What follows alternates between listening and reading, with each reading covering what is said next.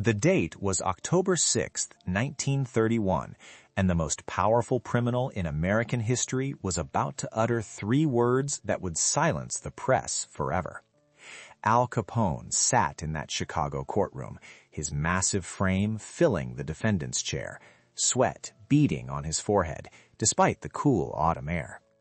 The trial had been dragging on for weeks, and the reporters packed into every available seat were hungry for blood. They'd been circling like vultures, waiting for their moment to strike. Then it happened. A young reporter from the Chicago Tribune, barely out of journalism school, stood up during a brief recess. His voice cracked slightly as he called out across the crowded room, "Mr. Capone, did you really order the murder of those 7 men on Valentine's Day?" The entire courtroom fell silent. Every eye turned to Capone. The most feared man in America slowly turned his head, fixed those cold, calculating eyes on the reporter, and spoke just 3 words that would echo through history and ensure that no journalist would ever dare question him about murder again. Today, you're going to discover not just what those 3 words were, but the incredible chain of events that led to that moment and why it changed everything. This is the untold story of how Al Capone weaponized silence itself. Make sure you're subscribed, because this story will change everything you thought you knew about America's most notorious gangster.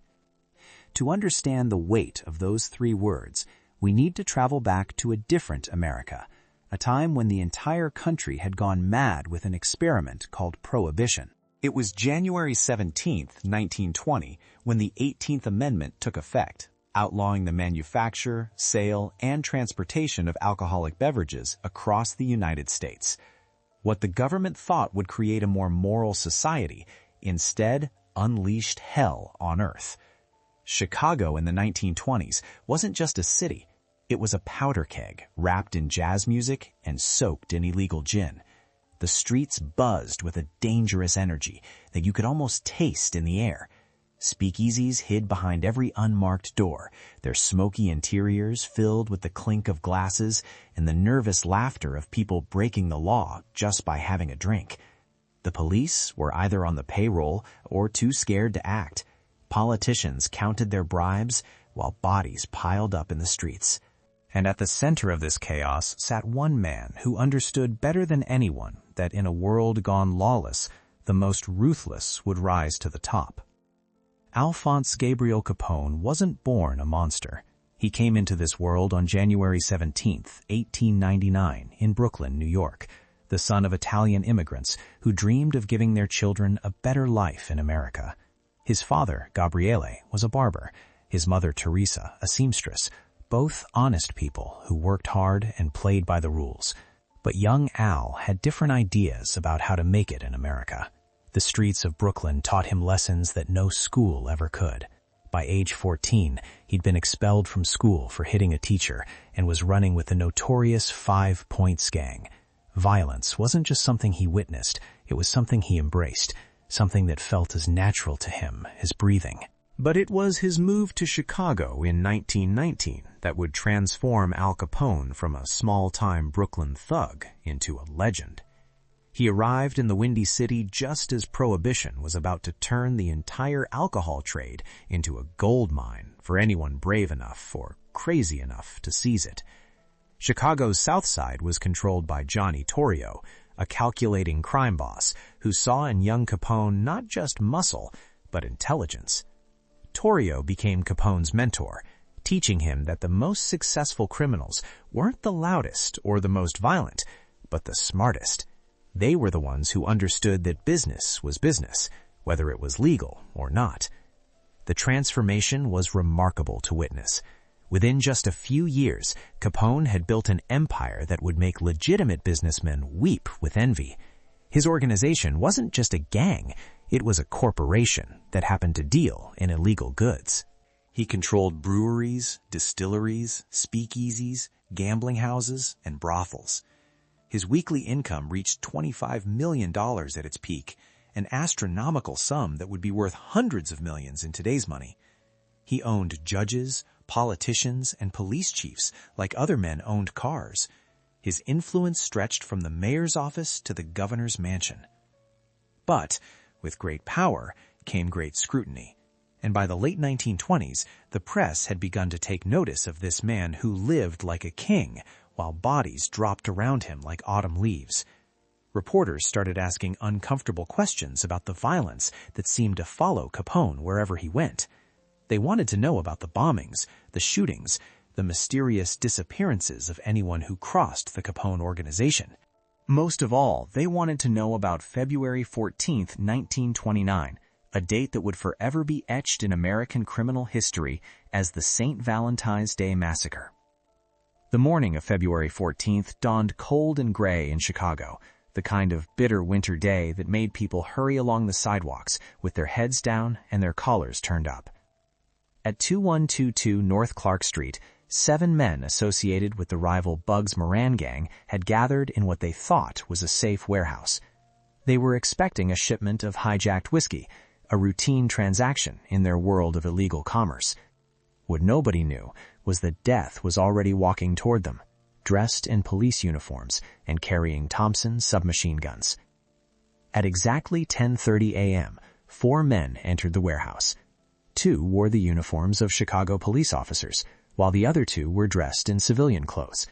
The 7 men inside, thinking this was just another police raid, calmly lined up against the brick wall as ordered. They'd been through this routine before. You paid your fine, maybe spent a night in jail, and you were back on the street. But this wasn't a police raid. This was an execution.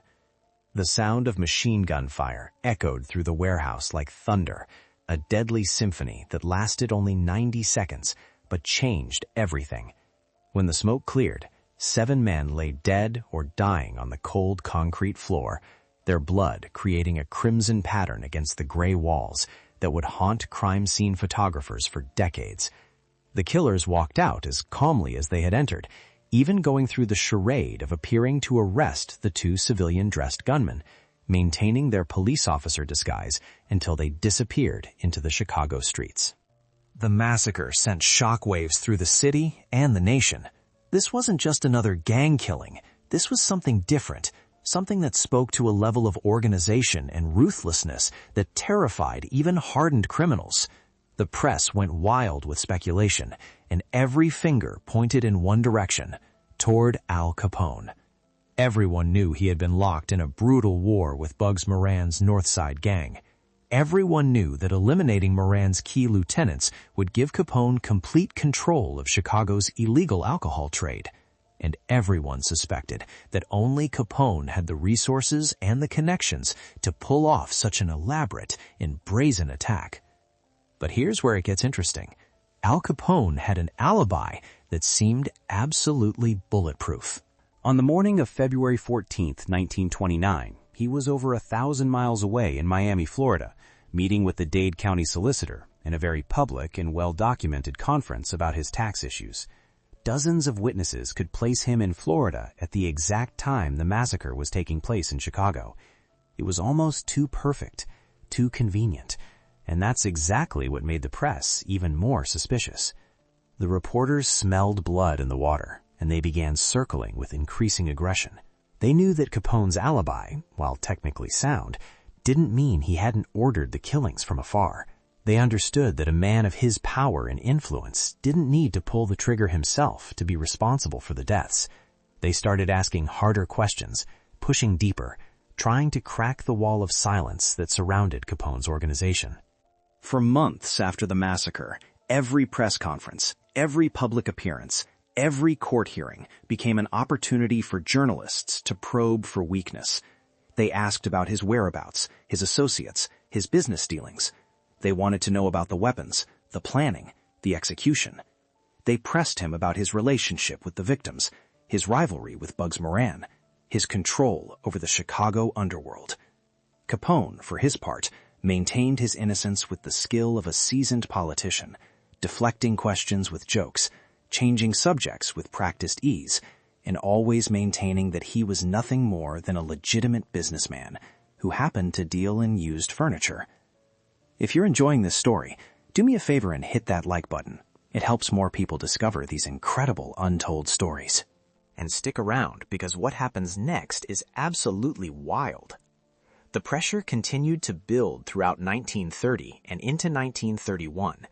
The federal government, led by President Herbert Hoover himself, had declared war on Al Capone.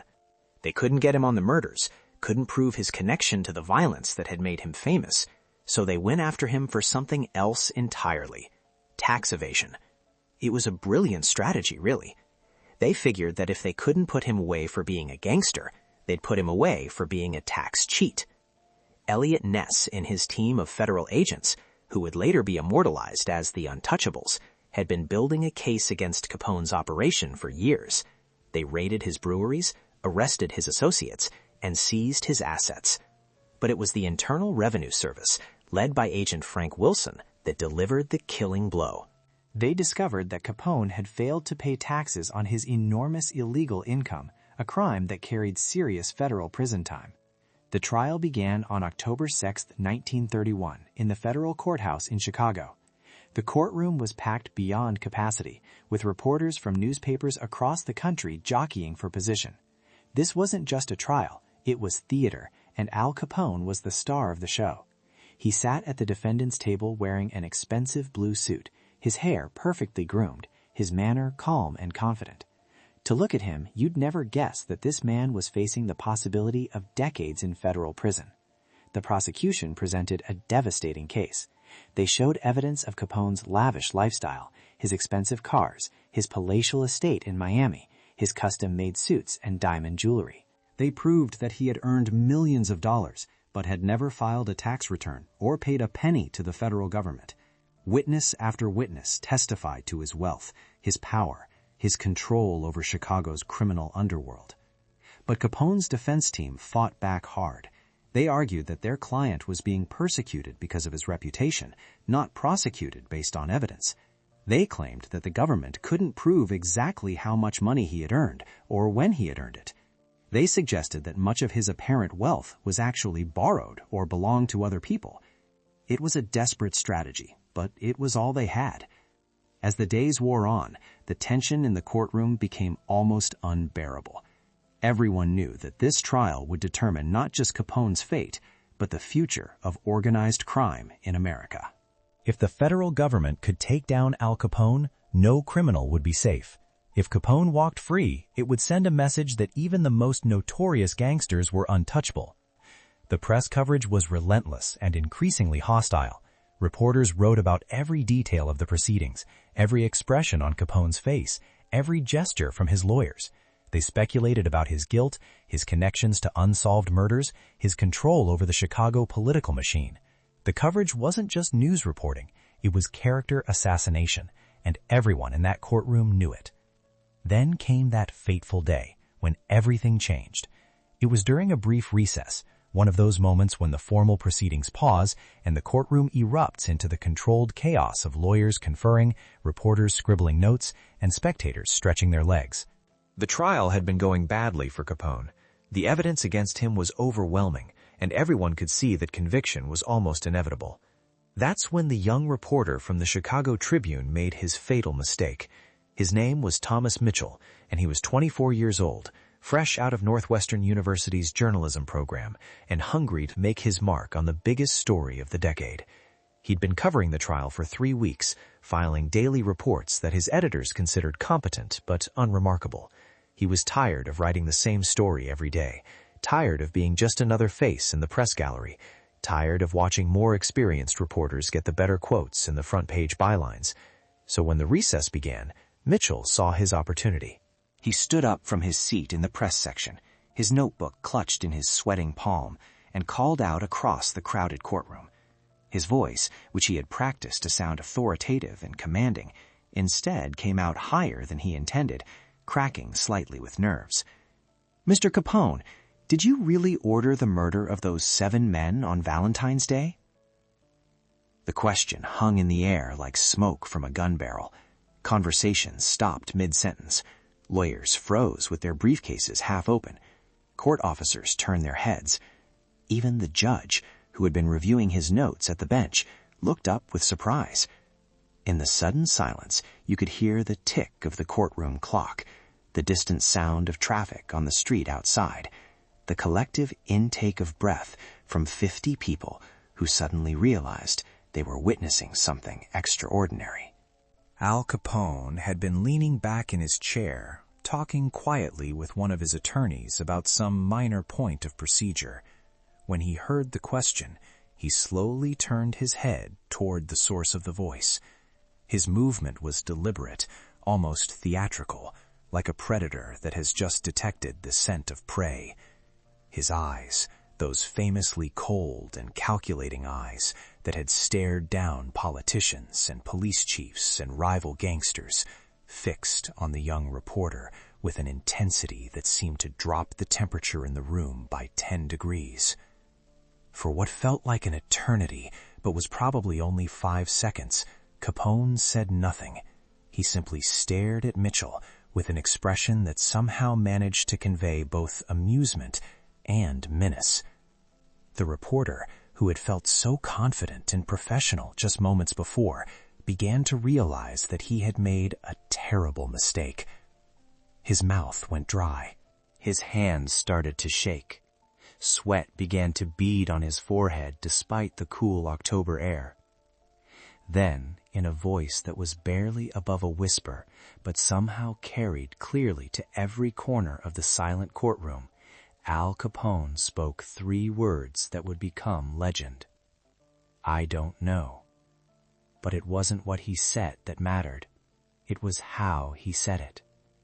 Those 3 simple words were delivered with such quiet menace, such understated threat, such controlled violence, that everyone who heard them understood immediately that they contained a message far more complex and dangerous than their surface meaning. What Capone was really saying was, I don't know, and if you're smart, you won't ask me again. What he was really saying was, I don't know, and the people who ask me questions like that have a tendency to disappear. What he was really saying was, I don't know, and that's all you're ever going to get from me, so you'd better learn to live with it. The silence that followed those 3 words stretched on for what seemed like forever. Thomas Mitchell stood there, his notebook still open, his pen still poised, but completely unable to think of a follow-up question. He had expected anger, or denial, or perhaps even a confession. He had not expected this quiet, controlled response that somehow managed to be more terrifying than any outburst could have been. Around the courtroom, other reporters were frantically scribbling in their notebooks, capturing not just Capone's words, but the atmosphere of the moment, the palpable sense that something significant had just occurred. They understood, even if young Mitchell didn't, that they had just witnessed a masterclass in intimidation, a demonstration of how a truly powerful man handles unwanted questions. Capone held Mitchell's gaze for another few seconds, then slowly turned back to his conversation with his attorney, dismissing the reporter as completely as if he had never existed. The message was clear. The conversation was over, and it would not be resumed. The impact was immediate and lasting. As word of the exchange spread through the press gallery, a collective understanding emerged among the reporters covering the trial.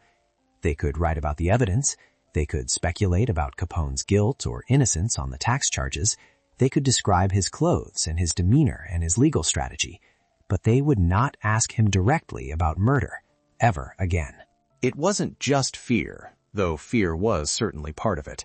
It was also a recognition that Capone had found the perfect response to such questions.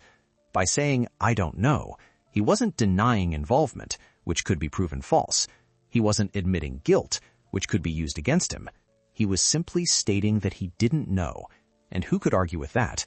At the same time, his tone and manner made it clear that further questions along those lines would not be welcome and might have serious consequences for the person asking them. The trial continued for another 2 weeks, but the dynamic in the courtroom had fundamentally changed. Reporters still covered every detail of the proceedings, but their questions to Capone became strictly limited to matters directly related to the tax charges. No one asked about the St. Valentine's Day massacre. No one asked about other unsolved murders. No one asked about the violence that had made him famous. Those 3 words had created an invisible barrier that no journalist dared to cross. On October 24, 1931, the jury returned with their verdict, guilty on 5 counts of tax evasion. Al Capone was sentenced to 11 years in federal prison, the longest sentence ever imposed for tax evasion up to that time. As he was led away in handcuffs, reporters shouted questions about his plans for appeal, his feelings about the verdict, his message to his family, but no one asked him about murder.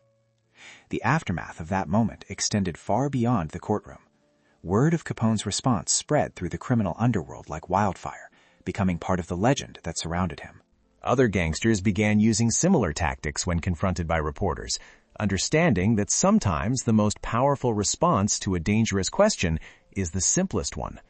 "I don't know" became a standard deflection, but no one ever delivered it with quite the same menacing effectiveness as Al Capone. For Thomas Mitchell, the young reporter who had asked the fatal question, the experience marked both the peak and the end of his journalism career. His story about the exchange was picked up by newspapers across the country, making him briefly famous. But he never again had the courage to ask a hard question of a dangerous person. He left journalism within a year and became a high school English teacher in a small town in Wisconsin, where he would sometimes tell his students about the day he asked Al Capone about murder and learned that some questions are too dangerous to ask. The 3 words also became a template for how powerful people, both criminal and legitimate, would handle unwanted questions in the future. Politicians facing corruption charges, business executives confronting fraud allegations, and yes, other gangsters dealing with murder accusations would all learn from Capone's example. Sometimes the best defense isn't a detailed explanation or an angry denial, but simply saying you don't know and making it clear that the conversation is over. Al Capone served his time in federal prison, first at the Atlanta Federal Penitentiary and later at the infamous Alcatraz, where he was prisoner number 85. His health deteriorated due to untreated syphilis, and by the time he was released in 1939, he was a shadow of his former self. He spent his final years at his estate in Miami, largely forgotten by the press that had once hung on his every word. He died on January 25, 1947, taking with him the secrets of countless unsolved crimes. But those 3 words lived on, becoming part of American criminal folklore. They represented more than just a clever way to avoid answering a dangerous question. They represented the power of controlled silence, the effectiveness of understated menace, and the understanding that sometimes the most devastating response is the quietest one. If this story amazed you, make sure you're subscribed with notifications on. We're bringing you these deep dives into history's most fascinating moments every single week. Drop a comment and let me know what you thought. Do you think Capone was really behind the St. Valentine's Day massacre? What would you have done if you were that young reporter? Would you have asked the question, or would you have stayed silent? And next week, we're covering the incredible story of how a single photograph brought down one of the most powerful political machines in American history. It's a tale of corruption, betrayal, and one brave photographer who risked everything to expose the truth. You won't want to miss it.